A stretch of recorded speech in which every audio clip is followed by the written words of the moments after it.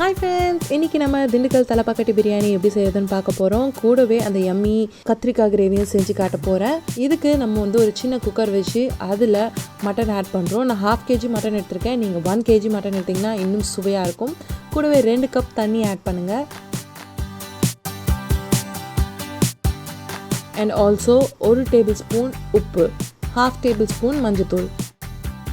இதெல்லாம் நல்லா கலந்து குக்கர் லிட் மூடி 3 ல இருந்து 4 விசில் இத நல்லா பாயில் பண்ண விடுங்க.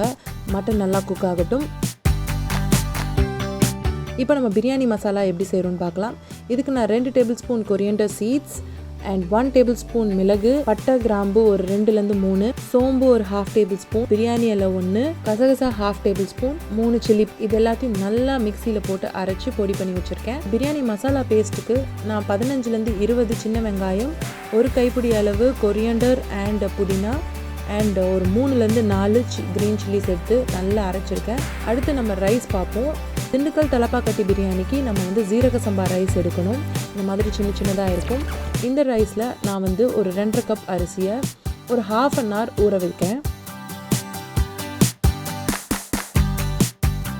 இப்போ மட்டன் நல்லா வெந்துடுச்சு. வாவ், சூப்பராக டெண்டராக இருக்குது பார்க்குறதுக்கே. இப்போது இன்னொரு குக்கர் வச்சு அதில் கொஞ்சமாக ஆயில் விட்டு ஆயில் சூடானதும் நம்ம ரெடி பண்ணி வச்சுருக்க அந்த மசாலா பேஸ்ட்டை நம்ம போடுறோம். கூடவே பவுடர் பண்ணி வச்சுருக்க மசாலாஸையும் ஆட் பண்ணுறோம்.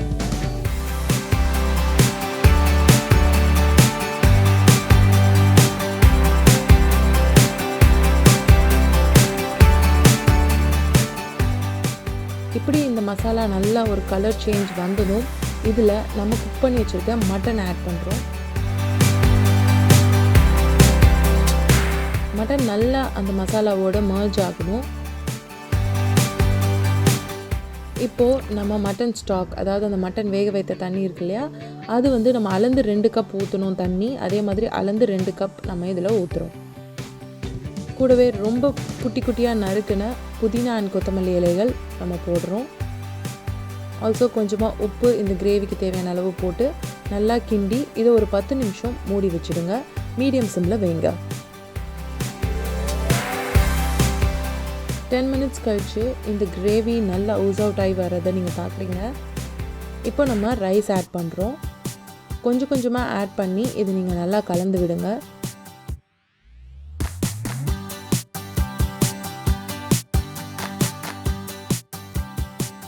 இப்போ 2 கப் ஆஃப் தண்ணி நான் ஆட் பண்ணியிருக்கேன். விச் இஸ் 2.5 கப் ஆஃப் அரிசிக்கு 2 cup of mutton stock and 2 cup of தண்ணி ஆட் பண்ணியிருக்கேன். ஆல்மோஸ்ட் நம்ம 90% நம்ம பிரியாணி முடிஞ்சாச்சு.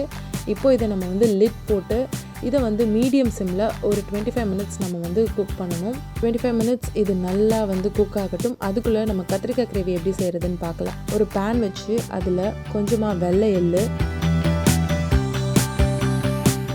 அண்ட் கேஷ்யூ நட்ஸ் இது நல்லா பொன்னிறமாக ஆகிற வரைக்கும் ட்ரை ரோஸ்ட் பண்ணி பவுடர் பண்ணி வச்சுக்கோங்க. அதுக்கப்புறம் அதே பேனில் கொஞ்சம் எண்ணெய் விட்டு கத்திரிக்காயையும் நல்லா நம்ம ஃப்ரை பண்ணி எடுக்க போகிறோம். பாருங்கள், இந்த கத்திரிக்காய் கலர் சேஞ்ச் ஆகி நல்லா அந்த ஆயில் கத்திரிக்காய் மாதிரி மாறணும். இது தனியாக எடுத்து வச்சுக்கோங்க. அதுக்கப்புறம் இன்னொரு பேனில் கொஞ்சமாக எண்ணெய் விட்டு வெந்தயம், அதுக்கப்புறமா கருவேப்பிலை, மிளகு இதெல்லாம் நல்லா பொரிஞ்சு வரும்போது நம்ம இதில் வெங்காயம் அண்ட் தக்காளி போட்டு வதக்க போகிறோம். ஒன்று ஒன்றா போட்டு வதக்க போகிறோம். ஃபஸ்ட்டு வெங்காயம் போட்டு வதக்கலாம்.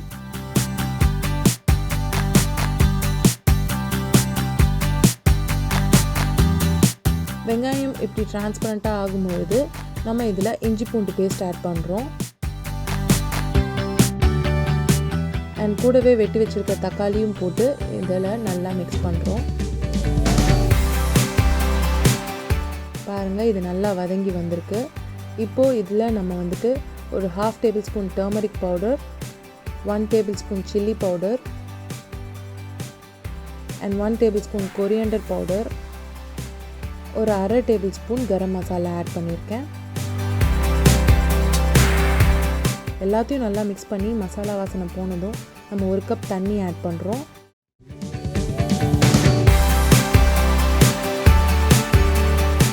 கூடவே இதுக்கு தேவையான சால்ட் ஆட் பண்ணிவிட்டு நம்ம ஆல்ரெடி நல்லா வதக்கி வச்சுருக்க கத்திரிக்காயும் ஆட் பண்ணுறோம்.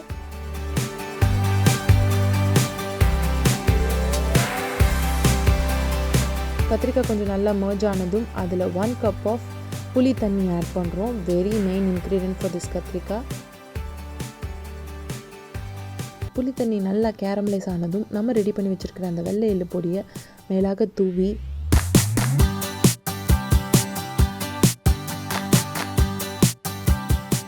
ரெண்டு நிமிஷத்தில் அப்படியே ஆஃப் பண்ணிட்டீங்கன்னா சுவையான டேஸ்டான பிரியாணி கத்திரிக்காய் ரெடி.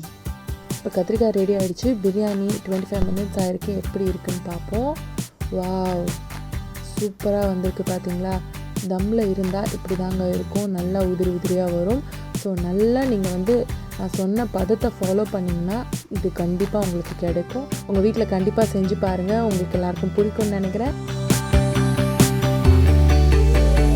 இந்த வீடியோ உங்களுக்கு பிடிச்சிருந்தால் லைக் பண்ணுங்கள், ஷேர் பண்ணுங்கள், கமெண்ட் பண்ணுங்கள். மறக்காமல் என் சேனலுக்கு சப்ஸ்கிரைப் பண்ணுங்கள். வேறு ஒரு வீடியோவில் உங்களை நான் சந்திக்கிறேன். அது வரைக்கும் கீப் வாட்சிங் and keep rocking my lovelies. Bye.